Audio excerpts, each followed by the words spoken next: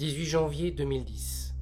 Le président de la République, Nicolas Sarkozy, en visite à Mayotte, proclame devant une foule en liesse « Mayotte, c'est la France ». C'est la France.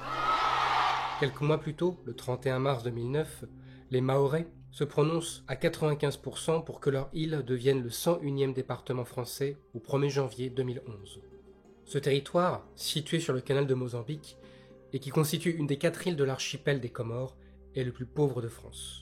Il est également le département qui compte le plus grand nombre de reconduites à la frontière de personnes étrangères en situations irrégulières, du fait notamment d'une nombreuse arrivée illégale depuis les îles voisines.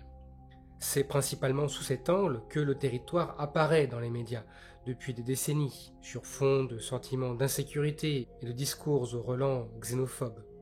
S'ajoutent les problèmes d'ordre sanitaire concernant l'accès à l'eau ou le retour du choléra. En décembre 2024, l'île est durement touchée par le cyclone Chido, et des dizaines de milliers de personnes, la plupart vivant dans des bidonvilles, n'ont tout simplement plus de toit.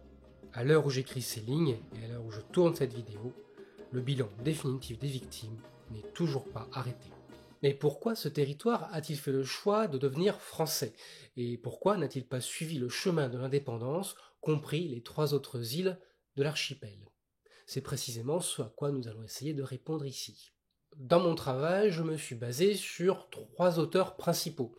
Tout d'abord l'historien Jean Martin, spécialiste de l'histoire de Mayotte et des Comores, l'historienne Mamaï Idriss, spécialiste plutôt de la période contemporaine, donc après la Seconde Guerre mondiale, et enfin le journaliste Rémi Carayol, qui, il faut bien le dire, a un regard extrêmement critique vis-à-vis des élites mahoraises.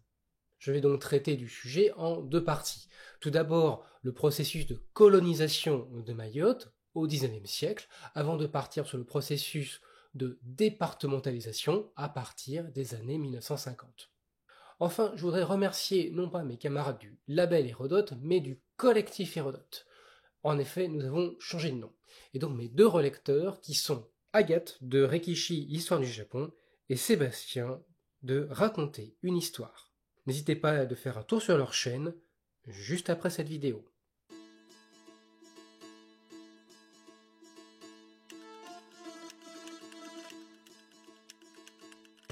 Alors ici, je vais aller à grands traits. Les Comores sont composées de 4 principales îles. Nkazija, ou Grande Comore, Moali, ou Moélie, Nzouani, Anjouan, et Maoré, Mayotte. L'archipel se situe dans le canal du Mozambique, entre la côte est de l'Afrique et Madagascar. Au nord, on retrouve l'archipel des Seychelles. Autant dire que c'est une zone de passage incontournable entre l'Afrique, Madagascar et la route vers les Indes. La population de l'archipel est très diversifiée, comme en témoignent les 3 grandes vagues de peuplement jusqu'au XIXe siècle. Bantou, Arabe et Arabo-Persan, également appelés Shirazi. Des liens existent également avec les peuples de Madagascar. En somme, il s'agit d'une population aux origines multiples qui entretient des liens anciens et complexes de part et d'autre du canal. Les Comores sont donc intégrés à leur espace régional, aussi bien économiquement que politiquement. Du point de vue spirituel et religieux, l'islam est dominant, mais conserve encore des éléments de l'animisme. Les sociétés très hiérarchisées sont matrilinéaires, c'est-à-dire que la transmission du patrimoine se fait par les femmes, avec une très forte tendance à l'indivisibilité des propriétés. Ce qui, entre parenthèses, pose toujours des problèmes. Enfin, il y a la pratique de l'esclavage qui est loin d'être exceptionnelle, aussi bien pour l'époque que pour la région. Politiquement, s'il existe une multitude de petits pouvoirs dont je vous épargne l'énumération, ce sont bien les sultanats à partir du XVIe siècle qui vont dominer la scène. Titre suprême se voulant représentant de Dieu, ils sont aussi très nombreux sur les 4 îles. Cause ou conséquence, les relations entre ces dynasties locales, qui sont très liées par leur politique matrimoniale, sont loin d'être apaisées. Ainsi, les dynasties anjouanaises cherchent régulièrement à prendre possession de Mayotte et de Moélie, tandis que la Grande Comore est en proie aux rivalités des grandes familles. Les nombreux conflits qui surgissent font surnommer l'archipel comme celui des sultans batailleurs. Et les Européens dans tout ça? Eh bien, les premiers qui arrivent dans la région, ce sont les Portugais au début du XVIe siècle.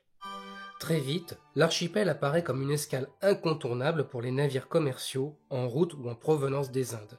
Des représentations diplomatiques sont même installées, tandis que des traités de résidence sont signés. C'est d'ailleurs à cette période que les îles Bourbon et de France, respectivement La Réunion et Saint-Maurice, sont colonisées au début du XVIIe siècle, d'abord par les Hollandais, puis par les Français. L'installation des plantations de canne à sucre va en outre dynamiser le trafic d'esclaves. Et évidemment, qui dit commerce dit piraterie.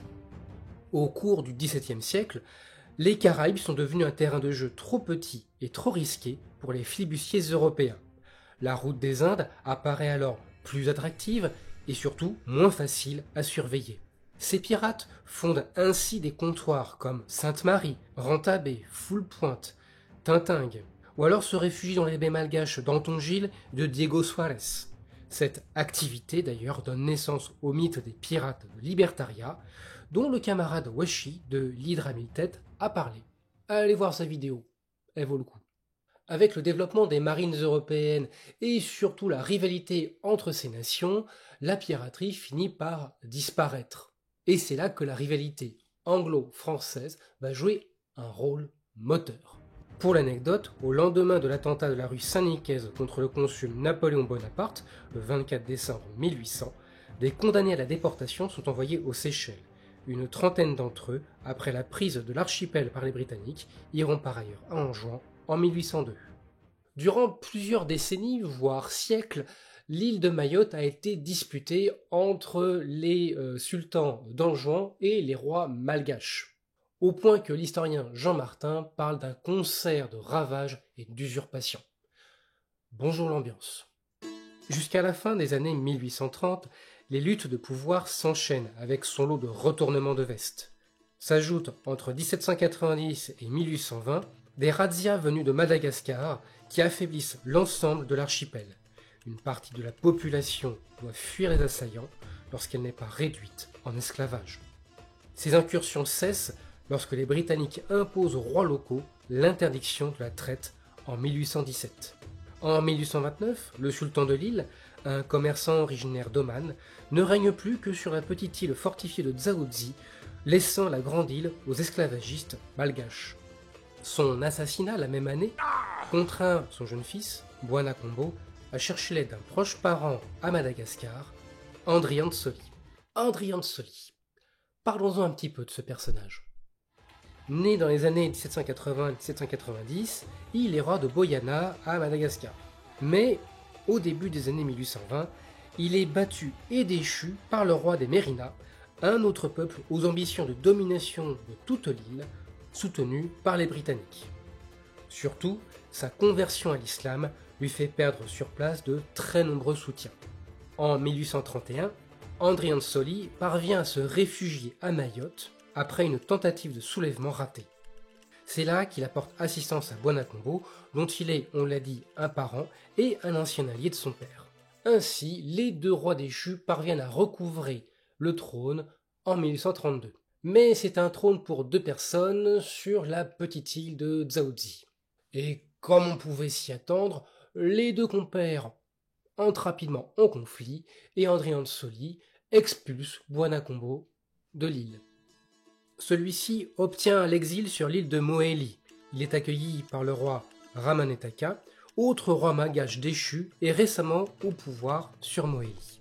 Mais si tous deux parviennent à chasser Andrian Soli par une opération sur Mayotte, Ramanetaka évince à nouveau Bwana, cette fois-ci en l'assassinant en 1836. De son côté, Andrian Soli s'allie avec le sultan d'Anjouan et récupère enfin le trône pour lui seul et la domination totale de l'île. Cependant, les choses ne s'arrêtent pas là et Andrian Soli se retrouve totalement isolé. D'abord vis-à-vis d'Anjouan qui considère Mayotte comme une vassalité, vis-à-vis de Ramanetaka qui est l'ennemi juré d'Andrian Soli, et enfin vis-à-vis des rois malgaches qui ont des vues sur Mayotte. Jusqu'en 1840, les trois sultanats de Mayotte, Anjouan et Moélie vont se mener des politiques de rabibochage et de confrontation.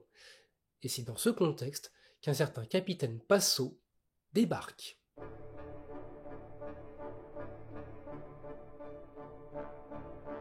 Depuis 1814 et le traité de Paris, puis de Vienne en 1815, la France n'a recouvré dans l'océan Indien que l'île Bourbon. Les autres établissements sont désormais entre les mains des Britanniques. Ces derniers, on l'a vu, mènent depuis le début du XIXe siècle une politique d'influence dans la région. Les objectifs des Français sont donc clairs: être à nouveau influents, retrouver un point d'appui en remplacement de l'île de France, devenue île Maurice, et défendre les intérêts des planteurs de Bourbon.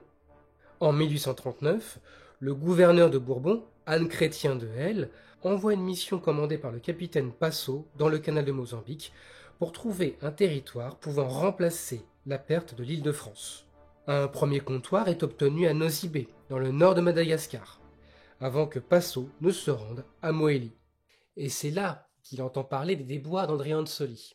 En août 1840, Passot rencontre enfin André Soli. C'est un homme miné par l'alcool et rongé par la peur du complot. Celui-ci, à la recherche désespérée d'alliés, lui remet une lettre certifiant la cession de son île au roi des Français, Louis-Philippe. Bon, il faut dire que André Soli avait déjà tenté le coup avec les Anglais en 1837.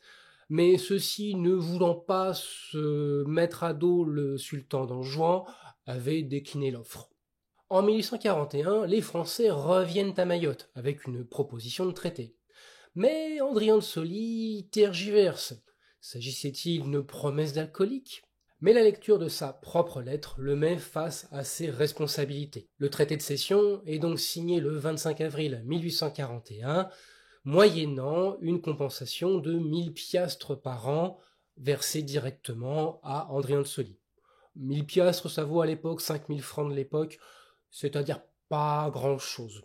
Le traité est ratifié en 1843 par les députés français et Mayotte devient une possession française. Quant à André Soli, il meurt d'alcoolisme en 1847.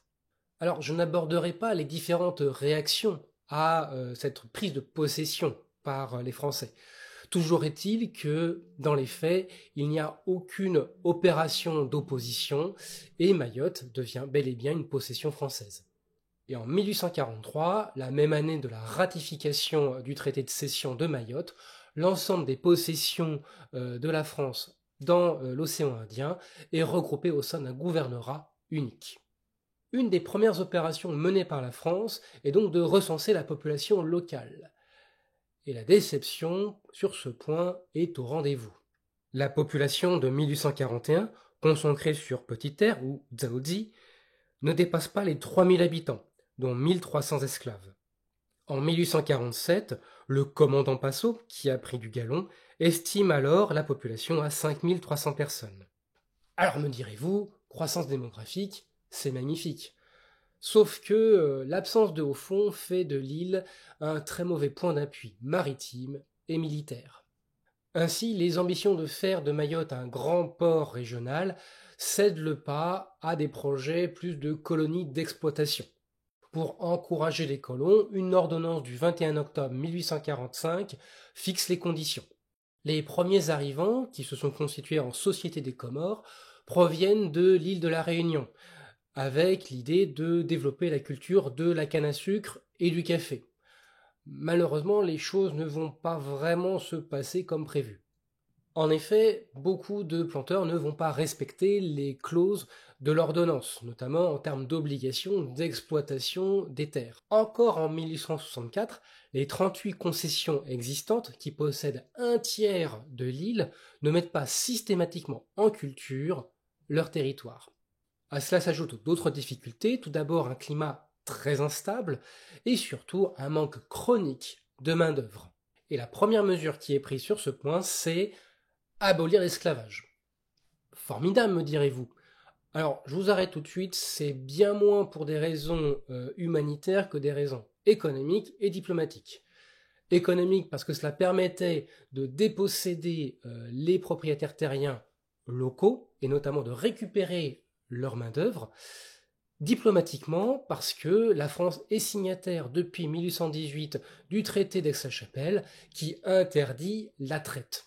Et comme on ne veut pas se fâcher avec les Britanniques qui rôdent dans le coin, eh bien, on évite d'encourager le commerce de l'esclavage.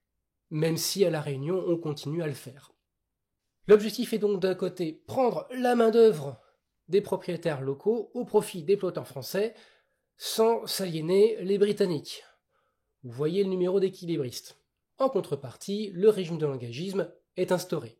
Il s'agit de contractualiser les anciens esclaves pour un service de 5 ans sur les plantations, en l'échange duquel les planteurs s'engagent à les loger, les nourrir et les blanchir. Et évidemment, un petit salaire de 1 demi-sol par jour, parce que c'est pas de l'esclavage, quoi. Et dans un premier temps, le résultat, c'est que tous les esclaves partent avec leurs maîtres qui cèdent donc leurs terres aux colons. Néanmoins, le système finit par porter ses fruits. Entre 1847 et 1870, on passe annuellement d'environ 1400 contractuels à 4200. Toutefois, une quinzaine d'années après l'arrivée des Français, une première grosse insurrection éclate. En cause, la décision du commandant de l'île, Véran, de regrouper autoritairement les populations sur la grande île à proximité des plantations pour y travailler. S'y ajoute une multitude d'abus de la part des colons français et des contremaîtres européens, malgaches ou métis. C'est un ancien proche du sultan Andrian de Soli, Bakary Koussou, qui lance la révolte le 18 mars 1856. Les travailleurs des plantations quittent le travail par milliers pour se réfugier dans la forêt dans les hauteurs. 2 agents indigènes sont alors tués. La réponse de l'administration, en réalité des principaux planteurs, se fait en 2 temps. D'abord, elle sollicite les chefs fidèles à l'autorité française pour prendre contact avec les rebelles. Au bout d'1 mois, c'est un échec. Vient alors le temps de la répression. Des policiers indigènes et des partisans sont armés, aux côtés de l'infanterie de marine. 2 expéditions en avril et en mai ont lieu. La première disperse une grande partie des insurgés, tandis que la seconde parvient à capturer les meneurs, dont Bakary Koussou. Au mois de juin, le verdict tombe. 7 personnes sont condamnées à mort, 14 aux travaux forcés. Bakary Koussou, lui, est exécuté en public le 22 juin. Durant les décennies suivantes, d'autres mouvements surviennent. Non-paiement des salaires, dureté des conditions de travail, mauvais traitement arbitraire des planteurs, n'en jetez plus. Toutefois, sur place, l'administration parvient à contraindre par la force ou par la voie de la justice les planteurs les plus récalcitrants, mais dans le même temps, elle procède à une répression féroce de tout soulèvement. Une moindre action face à de très nombreux abus. L'arrivée des Européens dans la région tend à modifier les relations entre les sultanats des 3 autres îles.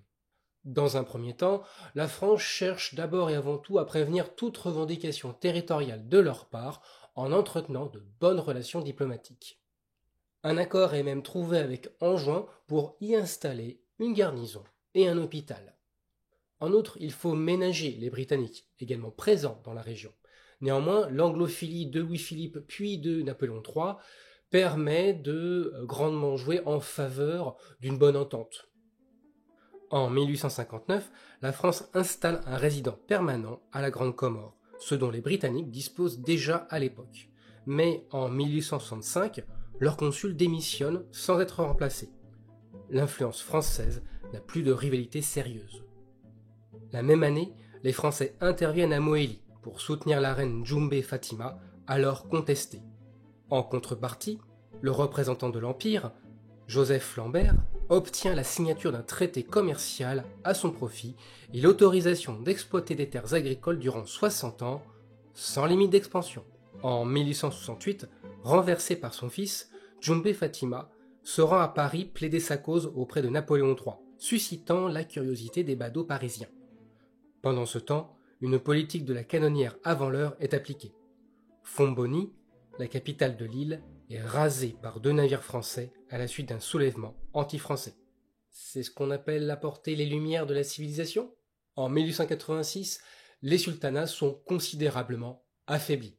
La France leur propose donc, enfin impose un traité reconnaissant la souveraineté de la France sur l'ensemble de l'archipel, leur retirant de fait la plupart de leurs pouvoirs. Et malgré les résistances, la France parvient à ses fins.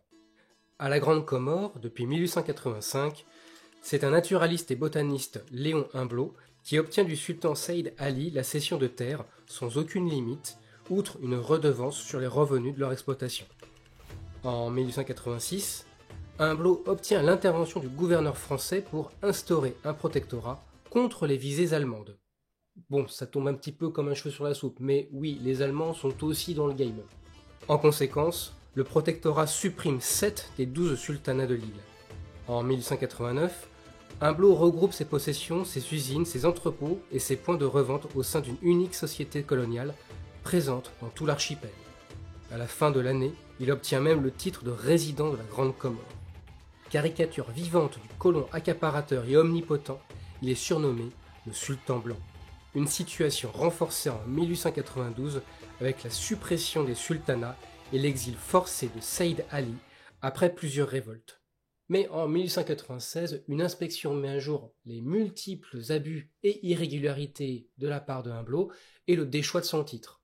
De résident, pas de sultan blanc. Ainsi, en 1892, la colonie de Mayotte et de ses dépendances est définitivement installée. Les grands gagnants de cette conquête sont une poignée de planteurs français, à l'image de Léon Humblot et Joseph Lambert. Ils possèdent alors 50% des terres à Grande Comore, 40% à Anjouan, 20% à Mohéli et s'appuient sur le régime des engagés pour exploiter la main-d'œuvre bien moins chère qu'à La Réunion. Les produits agricoles sont très diversifiés, faute d'imposer la canne à sucre. On retrouve ainsi des produits à destination de l'industrie du parfum, de l'alimentation, voire de l'industrie elle-même. Et socialement, la France va maintenir un certain nombre de spécificités à Mayotte. C'est le cas par exemple des cadis, ces juges coutumiers de droit musulman, ou encore un certain nombre d'instances relevant des usages pré-islamiques.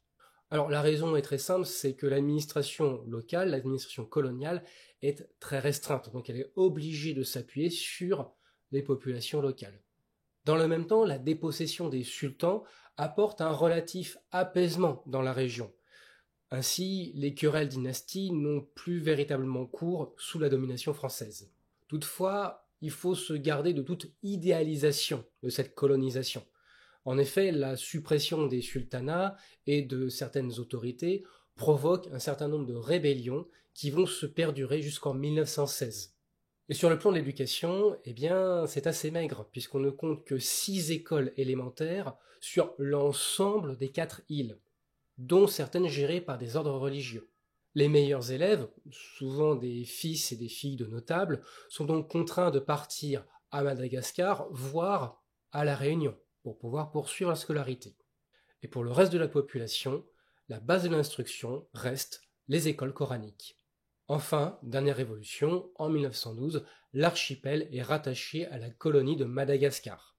Alors cet état de fait ne permet pas aux Mahorais d'accéder à la nationalité française. Pour vous dire, à la même époque, les 4 vieilles communes du Sénégal ont droit à cette nationalité. Vous voyez le 2 poids 2 mesures. Et durant la Première Guerre mondiale, moins de 500 Comoriens, dont une quarantaine de Mahorais, vont participer à l'effort de guerre. C'est dire la marginalité de ce territoire.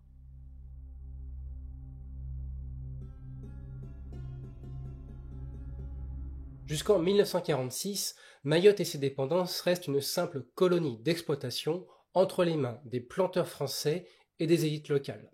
Et ces derniers sont les principaux bénéficiaires de la colonisation. C'est aussi durant cette période que cette élite va se diviser en 2 camps, celle des loyalistes qui veulent l'intégration à la France et ceux qui prônent l'indépendance. Au lendemain de la Seconde Guerre mondiale, les vieilles colonies, la Guadeloupe, la Martinique, la Guyane, la Réunion, deviennent officiellement des départements d'outre-mer, les DOM, tandis que les autres colonies, dont les Comores, obtiennent le statut de territoire d'outre-mer. Le nouveau système crée 2 collèges électoraux pour les Français et les autochtones. En 1957, la loi cadre Gaston Defferre ouvre le processus des décolonisations. Le suffrage universel et un conseil territorial unique consultatif pour chaque tome est instauré. Les Comoriens sont alors majoritaires. En mai 1958, le nouveau conseil territorial vote une motion demandant le transfert du chef-lieu du territoire de Dzaoudzi, à Mayotte, à Moroni, situé à Grande Comore. Un vote rejeté par les 4 représentants mahorais. Cette motion, purement facultative, provoque une vague d'indignation chez les notables et les créoles de Mayotte. Ah oui, on appelle créoles les Français nés dans les colonies. Le 2 novembre 1958, ils se réunissent en congrès pour demander, sur proposition de Georges Naouda, créole de Sainte-Marie, et suggéré par un fonctionnaire de la Réunion, la départementalisation. Leur crainte, c'est de voir Mayotte tomber sous la dictature des voisins Anjouan et Grande Comore. Selon l'historienne Mamaï Idriss, si le Congrès des notables cherche à fédérer l'ensemble des Mahorais en vue de s'opposer aux autres îles des Comores, dans le cadre d'institutions locales où ils se trouvent minoritaires, il réunit en réalité un conglomérat d'individus aux positions parfois très différentes.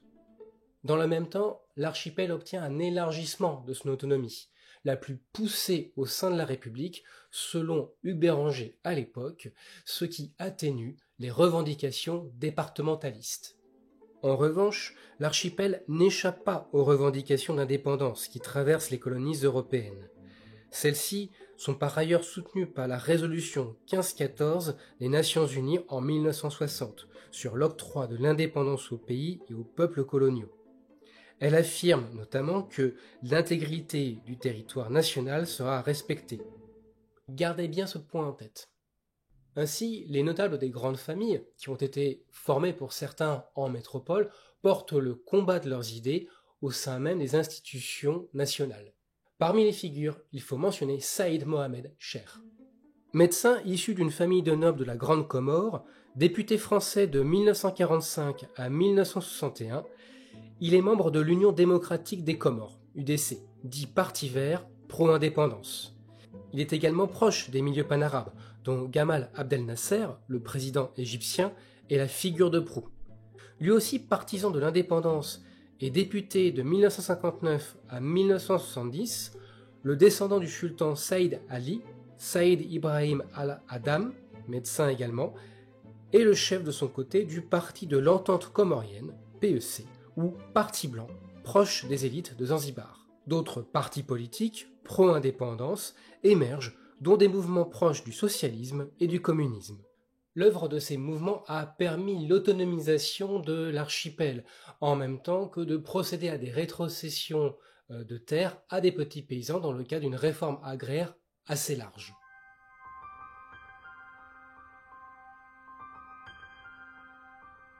Entre 1966 et 1969, la situation à Mayotte est explosive, quasi insurrectionnelle. On tentera ici de résumer les événements au risque de certaines simplifications. Je vous présente mes excuses par avance. L'incendie est allumé alors en 1966, alors que la capitale administrative est transférée de Dzaoudzi à Mayotte, à Moroni, sur Grande Comore. C'est alors qu'une grande manifestation de femmes éclate. Il faut dire qu'elles craignent principalement 2 choses. La première, c'est l'impact économique du départ de l'administration sur les emplois directs et indirects, dont elles sont les principales bénéficiaires. La deuxième chose qu'elles craignent, c'est tout simplement que nous sommes dans une société musulmane avec une forte tendance à la polygamie. Elles craignent donc de voir leur mari s'installer définitivement sur Grande Comore et les oublier. Parmi elles, une figure émerge, Zena Ndéré, Maoro malgache. Le 2 août, le président du conseil territorial Saïd Mohamed Cher se rend sur l'île. Mais le dialogue tourne court avec les meneuses et les notables et des jets de pierre ou de gravillons, selon les versions, interrompent les échanges. Saïd Mohamed Cher doit repartir précipitamment en lançant aux locaux qu'ils n'avaient qu'à faire ce qu'ils voulaient. Pire encore, pendant un mois, Saïd Mohamed Cher ordonne l'instauration d'un blocus, notamment d'exportation de riz vers Mayotte, blocus que vont exécuter les principaux apportateurs, parmi lesquels un certain Ahmed Abdallah, également sénateur français. et partisans de l'indépendance. Et tout ceci se fait dans un contexte assez compliqué, plongeant l'archipel dans une crise économique et sociale. En effet, il ne faut pas oublier que nous sommes dans un contexte d'indépendance, de mouvement d'indépendance, Madagascar par exemple l'étant depuis 1960, mais c'est également le cas sur les autres territoires côté africain. Et c'est dans ce contexte que la départementalisation de Mayotte revient en vue de défendre les intérêts de l'île vis-à-vis de ses voisines. Le 19 août, le Congrès des notables s'allie au mouvement des femmes de Zena Mdere pour fonder le mouvement populaire mahorais, le MPM. Et c'est le créole Marcel Henry qui en prend la présidence. S'appuyant sur un réseau de militantes et de militants appelé Soroda, soldats en langue locale, le MPM va mener des opérations d'intimidation contre les opposants politiques et les représentants des institutions locales à coups de menaces, voire d'agressions physiques, voire atteintes aux biens. Le 4 février 1967, un nouveau palier est franchi. En effet, une manifestation de femmes fait le siège du site de l'ORTF à Mayotte pour pousser à faire sortir et, en tout cas, chatouiller, comme on disait à ce moment-là, un animateur plutôt opposé au mouvement de la départementalisation et favorable à l'indépendance. À ce moment-là, il faut que l'État intervienne et l'État envoie l'armée. Le résultat est l'arrestation de plusieurs dizaines de personnes, une trentaine est d'ailleurs condamnée à 2 semaines à 4 mois de prison ferme. Cependant, cette intervention se place plus dans une opération de maintien de l'ordre que véritablement d'opposition au mouvement départementaliste. Dès décembre 1966, les autorités françaises sont bien conscientes que l'indépendance est inéluctable. Par conséquent, elles promettent en secret au MPM leur soutien dans leurs revendications départementalistes.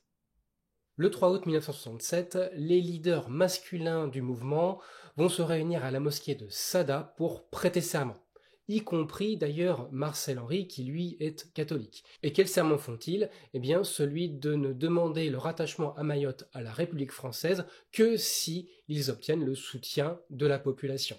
Une manière d'affirmer que le détachement vis-à-vis des autres îles de l'archipel est bel et bien acquis. Et si des tensions, des désaccords persistent entre les leaders du MPM, Marcel Henry reste bel et bien l'homme fort du moment.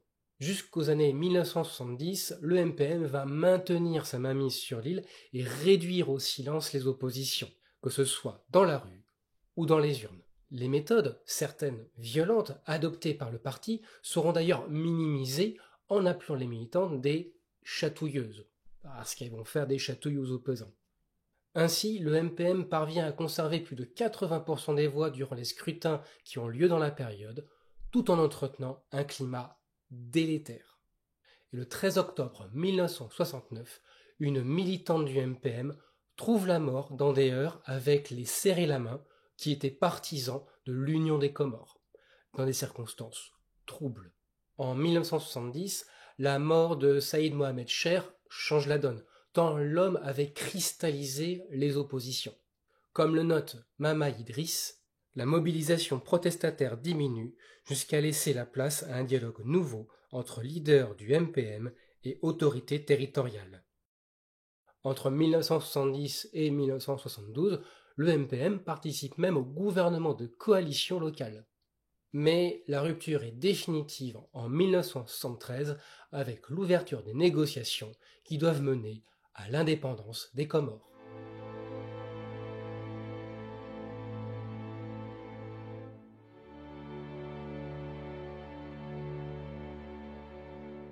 En effet, depuis décembre 1972, c'est la coalition de Ahmed Abdallah, pro-indépendance, qui est majoritaire à la Chambre des députés des Comores. Les négociations s'ouvrent alors au printemps 1973 dans l'amitié et la coopération avec la France avant d'aboutir le 15 juin à un accord.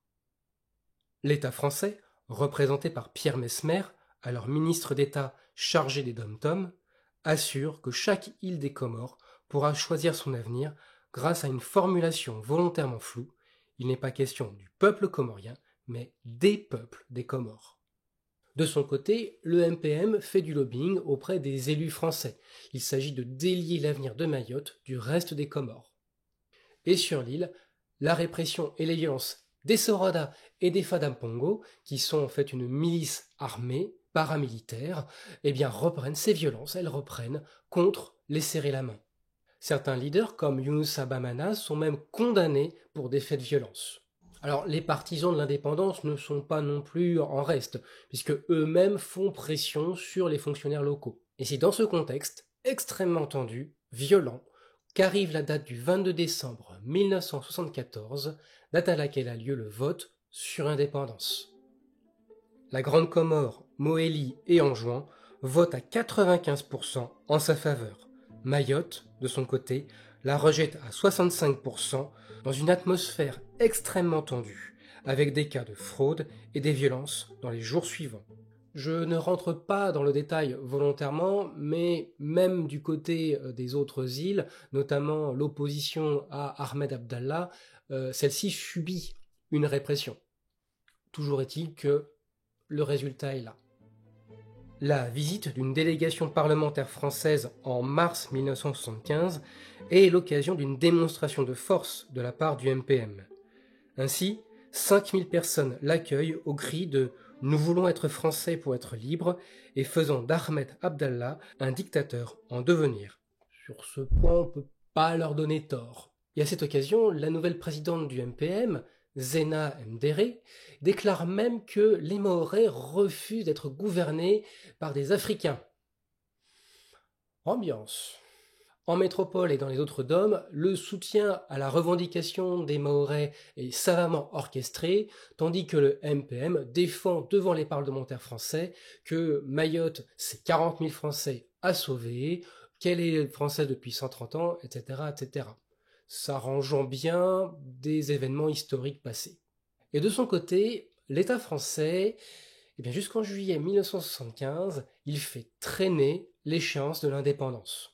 Alors que l'Assemblée nationale envisage une nouvelle consultation île par île sur la nouvelle constitution des Comores, les représentants de celle-ci décident unilatéralement de proclamer le 6 juillet l'indépendance de l'archipel et se détachent de facto de la France. Alors, je ne rentre pas dans les détails, mais à peine un mois après la proclamation de l'indépendance, a lieu un coup d'état marxiste de la part de Ali Sohaili, ce qui acte définitivement pour le MPM la rupture avec les Comores. Aidé par l'État français, le MPM prend alors possession de l'ensemble des strates administratives de l'île et procède à des épurations au sein de l'administration.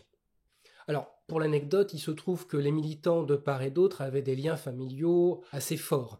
Et il n'arrivait parfois que certains responsables préviennent les responsables de l'autre camp qu'une descente allait avoir lieu.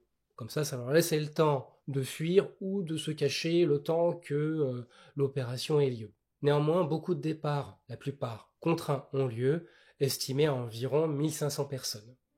Le 8 février 1976, alors que la résolution 3385 de l'ONU réaffirme l'appartenance de Mayotte à l'archipel des Comores, les Mahorais votent massivement pour demeurer au sein de la République française.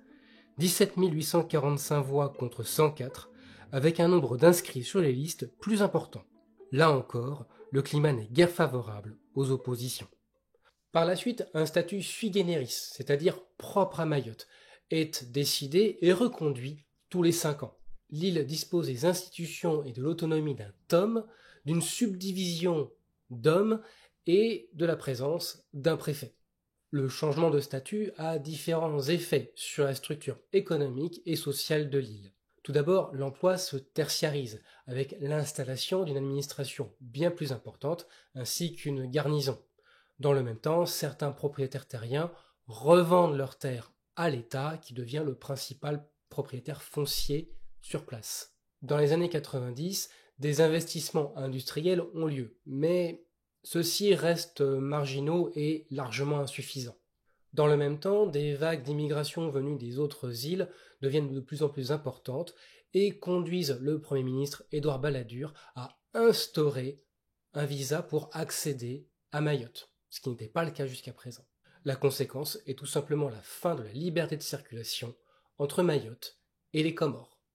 Pendant ce temps, à l'ONU, une nouvelle résolution est prise pour exiger le rattachement de Mayotte aux Comores, selon les mêmes principes, l'unicité et l'indivisibilité des territoires colonisés. Sous le gouvernement Lionel Jospin, une nouvelle évolution a lieu dans le statut de Mayotte. Elle devient une collectivité départementale. Les accords prévoient une période transitoire de 10 ans avant une nouvelle évolution.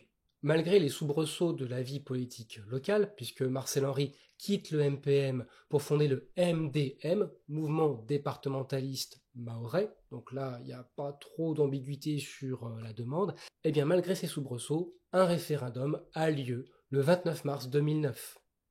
95% des votants se proclament pour la départementalisation de l'île. Seuls les communistes défendront le non. Bakar Alimoto, qui a défendu le non, en sait quelque chose. Quand on est contre, on est banni. C'est un sacrilège. Mieux vaut pécher, Dieu pardonnera, que s'opposer au département. La contestation de l'Union africaine, qui défend le rattachement de Mayotte aux Comores, n'y changera rien.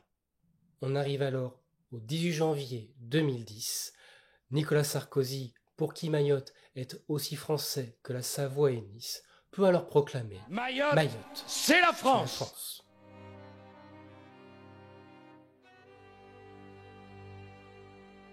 Mayotte est donc passé d'un statut de territoire cédé à la France par son souverain fantoche à 101e département français. Et comme on l'a vu et dit, rien ne prédestinait cette île à ce destin.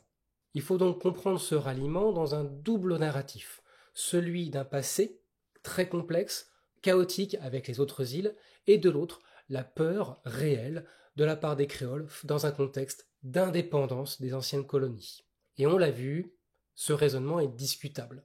Malgré un processus long, jalonné d'actes de violence et d'intimidation, la départementalisation de Mayotte, avec ses spécificités, est un fait.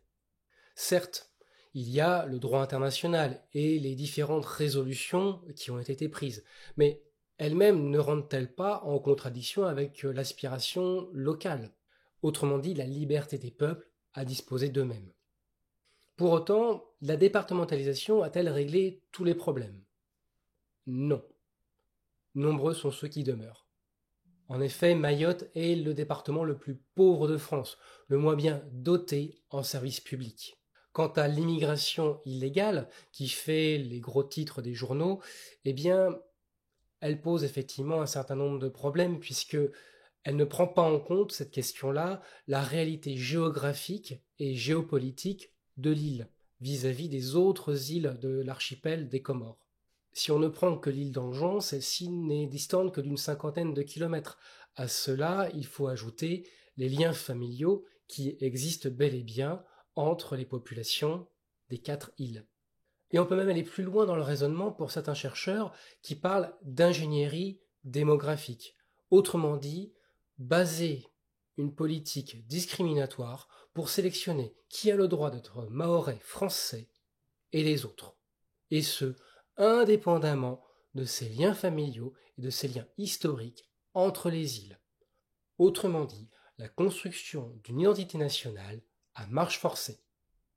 Et cela, ça conduit certains responsables politiques à tenir des discours franchement xénophobes, à jouer sur les peurs de l'autre. Ce qui a conduit par ailleurs, en juillet 2024, à l'envoi des 2 premiers députés d'extrême droite issus des Outre-mer, dont l'un venait de Mayotte. Reste que la croissance démographique observée depuis de nombreuses années a plutôt tendance à poser des questions sur la capacité des infrastructures de l'île à accompagner cette croissance démographique. En 2023, une très grave crise sanitaire a éclaté avec le retour du choléra. Enfin, en décembre 2024, vous le savez, le cyclone Chido frappe l'île de manière extrêmement violente. Et comme je l'ai dit dans cette introduction, on ne connaît toujours pas, aujourd'hui, le bilan des victimes. Alors, vous l'avez compris, dans cette vidéo, j'ai très peu parlé des Comores indépendantes. Il faut dire que c'est en soi une histoire extrêmement riche, et si je l'avais abordée, on aurait certainement dépassé beaucoup de boucles. On aurait doublé très facilement la durée de cette vidéo. Mais si ça vous intéresse, et si vous faites 100 000 vues, si on fait 100 000 vues, eh ben je fais cette vidéo. Merci beaucoup d'avoir vu cette vidéo, j'espère qu'elle vous aura plu. Si c'est le cas, pouce en l'air, commentaire, partage. D'ici là, je vous remercie encore et je vous souhaite une bonne journée, une bonne soirée et je vous dis à la prochaine.